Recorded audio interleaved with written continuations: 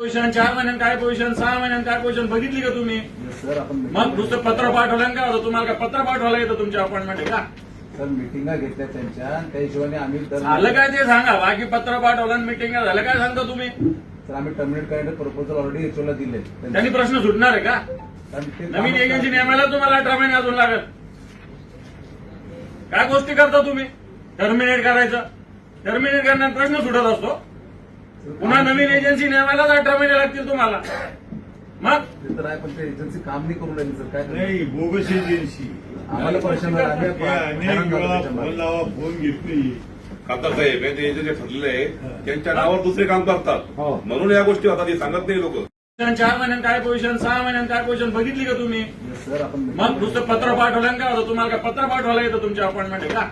Sir मिटिंगा घेतल्या त्यांच्या आणि त्या हिशोबाने आम्ही झालं काय ते सांगा. बाकी पत्र पाठवलं मिटिंग झालं काय सांगता तुम्ही? सर आम्ही टर्मिनेट करायला प्रपोजल ऑलरेडी एचओला दिले. त्यांनी प्रश्न सुटणार आहे का? नवीन एजन्सी नेमायला तुम्हाला 18 महिने अजून लागत.